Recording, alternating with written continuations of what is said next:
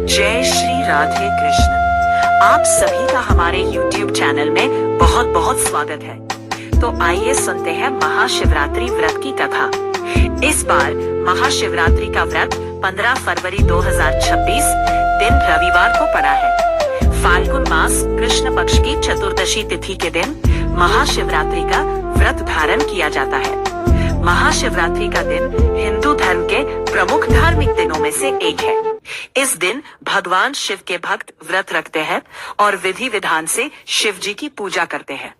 शिव पूजन के साथ ही महाशिवरात्रि के दिन को आध्यात्मिक जागृति का दिन भी कहा जाता है। इस दिन योग ध्यान करने से मानसिक सुख की प्राप्ति होती है। महाशिवरात्रि के दिन का धार्मिक और आध्यात्मिक रूप से क्या महत्व है, इसके बारे में आज हम आपको विस्तार से जानकारी देंगे। महाशिवरात्रि क्यों मनाई जाती है? धार्मिक मान्यताओं के अनुसार फाल्गुन माह के कृष्ण पक्ष की चतुर्दशी तिथि को शिव शक्ति एक हुए थे, यानी भगवान शिव और माता पार्वती का विवाह हुआ था। इसलिए महाशिवरात्रि के पर्व को धूमधाम से मनाया जाता है। वहीं कुछ मान्यताओं के अनुसार महाशिवरात्रि के दिन पर ही भगवान शिव ने समुद्र मंथन से निकले विष का पान किया था और संसार की रक्षा की थी, इसलिए भी महाशिवरात्रि का पर्व मनाया जाता है। कुछ धार्मिक ग्रंथों में इस दिन पर शिवलिंग की उत्पत्ति की बात भी बताई गई है।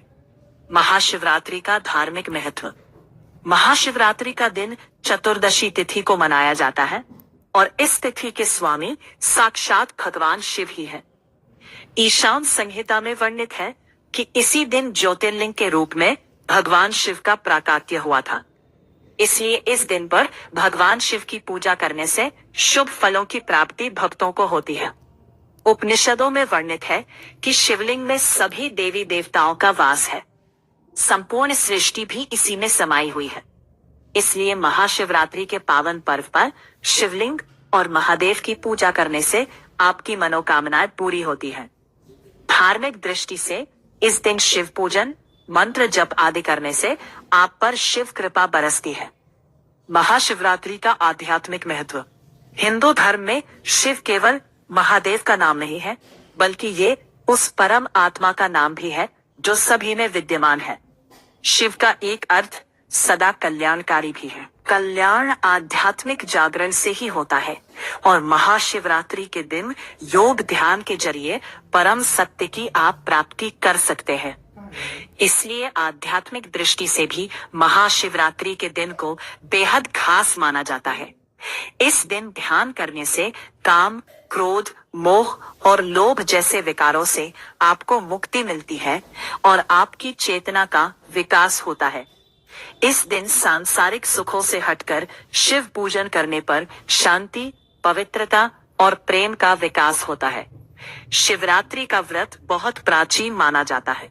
इसका इतिहास महाभारत और पुराणों में मिलता है। व्रत रखने की पहली कथा भगवान शिव और देवी पार्वती से जुड़ी हुई मानी जाती है। पौराणिक कथाओं के अनुसार व्रत सबसे पहले भगवान शिव ने स्वयं संसार के कल्याण के लिए रखा था। इसके बाद माता पार्वती, देवता, विभिन्न ऋषि मुनियों और भक्तों ने इस व्रत को रखना शुरू कर दिया। एक बार जब राक्षसों से त्रस्त देवताओं ने भगवान शिव से सहायता मांगी तो उन्हें शिवरात्रि व्रत रखने के लिए कहा गया। इस व्रत के पालन से न केवल मानसिक और शारीरिक शांति मिलती है, बल्कि राक्षसों से भी छुटकारा पाया जा सकता है। इसके बाद यह व्रत धीरे धीरे प्रचलित हो गया। आज इस व्रत की मान्यता विश्व भर में है। वहीं महाभारत में एक कहानी मिलती है जिसमें राजा हरिश्चंद्र ने इस व्रत को विधि पूर्वक रखा था। व्रत के प्रभाव से उन्हें अपार पुण्य की प्राप्ति हुई और उनके दुख समाप्त हो गए। राजा हरिश्चंद्र के बाद भी कई अन्य राजा और ऋषि मुनि इस व्रत को रखने लगे। शिवरात्रि का व्रत विशेष रूप से उन भक्तों के लिए महत्वपूर्ण है जो भगवान शिव से आशीर्वाद प्राप्त करना चाहते हैं। यह व्रत आत्मशुद्धि, तपस्या और भक्ति का प्रतीक है। जो भक्त इस दिन उपवास रखते हैं और रात भर जागकर शिवलिंग की पूजा करते हैं।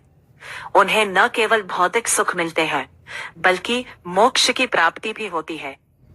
शिव पुराण के अनुसार एक गांव में एक शिकारी रहता था। वह पशुओं को मारकर अपना परिवार चलाता था, लेकिन फिर भी धन की कमी के कारण उसे एक साहूकार से कर्ज लेना पड़ा। लेकिन उसका कर्ज समय पर ना चुका सका, जिसके कारण गुस्से में आकर साहूकार ने शिकारी को पकड़कर शिव मठ में बंदी बना लिया। जिस दिन उसने ऐसा किया वह दिन शिवरात्रि का था। साहूकार के घर पर शिवरात्रि की पूजा हो रही थी। शिकारी ध्यानमग्न होकर शिव की धार्मिक बातें सुनता रहा। चतुर्दशी तिथि पर उसने शिवरात्रि की कथा भी सुनी। शाम होते ही साहूकार ने शिकारी को बुलाया और उड़ चुकाने के बारे में बात की। शिकारी ने अगले दिन पूरा उड़ लौटाने का वचन देकर खुद को उसके बंधन से छुड़ा लिया। रोज की तरह शिकारी जंगल में शिकार के लिए निकला, लेकिन साहूकार का बंदी बने रहने के कारण वह कुछ खा पी नहीं पाया था। ऐसे में वह बहुत व्याकुल था। शिकार करने के लिए वह एक तालाब के किनारे खड़े बेलपत्र के पेड़ पर अपने लिए पड़ाव बनाने लगा। उस पेड़ के नीचे शिवलिंग था जो बेलपत्रों से ढका हुआ था। शिकारी को उस शिवलिंग के बारे में पता नहीं था। अपने पड़ाव को बनाते समय उसने टहनियां तोड़ी और वे संयोग से शिवलिंग पर गिर गई। इस प्रकार पूरे दिन भूखे प्यासे शिकारी का व्रत भी हो गया और संयोग से उसने शिवलिंग पर बेलपत्र भी चढ़ा दिए। रात का एक पहर बीतने के बाद एक गर्भिणी मृगी तालाब पर पानी पीने के लिए पहुंची। शिकारी ने धनुष पर तीर चढ़ाकर जैसे ही प्रत्यंचा खींची, मृगी बोली, मैं गर्भ से हूं, शीघ्र ही मुझे प्रसव होगा। तुम एक साथ दो जीवों की हत्या करोगे जो ठीक नहीं है। मैं अपने बच्चे को जन्म देकर जल्द ही तुम्हारे सामने प्रस्तुत हो जाऊंगी, तब तुम मेरे प्राण हर लेना। ऐसा सुनते ही शिकारी ने प्रत्यंचा ढीली कर दी और मृगी झाड़ियों में लुप्त हो गई। प्रत्यंचा चढ़ाने तथा ढीली करने के वक्त संयोग से कुछ और बिल्व पत्र अनायास ही टूटकर शिवलिंग पर गिर गए। इस प्रकार उससे अनजाने में ही प्रथम प्रहर का पूजन भी संपन्न हो गया। कुछ ही देर बाद एक दूसरी मृगी वहां से निकली। शिकारी की खुशी का ठिकाना न रहा। शिकार को देखते ही उसने धनुष पर बाण फिर से चढ़ाया। तब उसे देख मृगी ने विनम्रता पूर्वक निवेदन किया कि हे पारधी, मैं थोड़ी देर पहले ही ऋतु से निवृत्त हुई हूँ, कामातुर विरहिणी हूँ, अपने प्रिय की खोज में भटक रही हूँ। मैं अपने पति से मिलकर शीघ्र ही तुम्हारे पास आ जाऊंगी। शिकारी ने उस मृगी को भी जाने दिया। 2 बार शिकार को खोकर वह चिंता में पड़ गया। रात्रि का आखिरी पहर भी बीत रहा था। इस बार भी उसे धनुष से लगकर कुछ बेलपत्र फिर से शिवलिंग पर जा गिरे तथा दूसरे प्रहर की पूजा भी संपन्न हो गई। तभी एक और हिरनी अपने बच्चों के साथ उधर से निकली। शिकारी ने फिर से धनुष पर तीर चढ़ाया और जैसे ही वह तीर छोड़ने ही वाला था कि हिरनी बोली, हे शिकारी, मैं इन बच्चों को इनके पिता के हवाले करके लौट आऊंगी। इस समय मुझे मत मारो। फिर शिकारी हंसा और उसने कहा कि सामने आए शिकार को छोड़ दूं। मैं ऐसा मूर्ख नहीं। इससे पहले मैं 2 बार अपना शिकार खो चुका हूँ। मेरे बच्चे भूखे प्यासे होंगे। जवाब देते हुए हिरणी ने कहा, जैसे तुम्हें अपने बच्चों की ममता सता रही है, वैसे ही मुझे भी। हे शिकारी, मेरा भरोसा करो, मैं इन्हें इनके पिता के पास छोड़कर वापस लौटने का वचन देती हूँ। हिरणी का दीन स्वर सुनकर शिकारी को उस पर दया आ गई। उसने उस मृगी को भी जाने दिया।